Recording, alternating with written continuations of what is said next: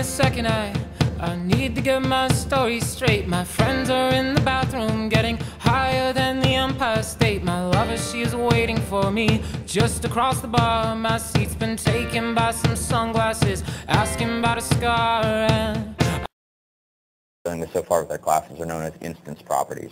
They're properties that are specific to each instance of a class, and basically each time you instantiate a class as an object, it gets its sort of own copy, own version of those properties. And they'll be referred to as instance properties. Static properties is sort of what we're going to talk about today. And static properties are kind of, in a way, they're like class properties. They're basically properties that are shared, whose values are shared between all of the instances of a particular class. So whereas you might have, in your class definition, you have a first name, let's say in our person class we have a first name property. Well, that's an instance variable if we define it as we have been. And that means that it's a per instance property, meaning that basically each instance of that class has its own copy of that property.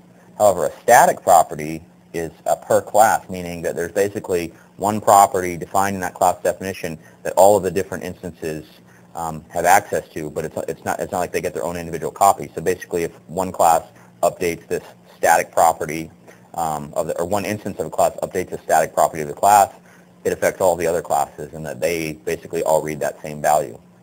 The way you declare a static property in a class definition is using the static keyword. So whereas before we'd sort of just been saying public num people, and that would be our property definition. Now we're adding the static keyword. We're saying public static num people, and we're giving it an initial value of 0. So basically what the statement says, we're declaring a public property that's a static property. It's going to be called num people, and its initial value is 0. And this would be contained within a class definition, just with all your other properties.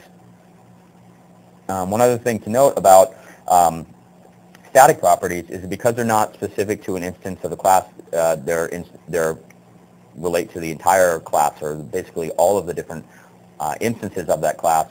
You don't actually have to have an instantiated object in order to access them. Normally, for example, let's say we have a person class and it had a property first name, for example. Well, to access that first name property, we would write something like this.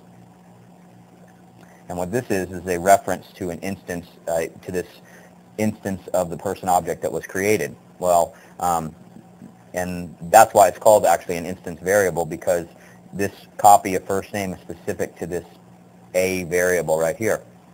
Well, because static properties aren't specific to a particular instance, you don't actually reference them using an object variable. And we're going to see about that in the next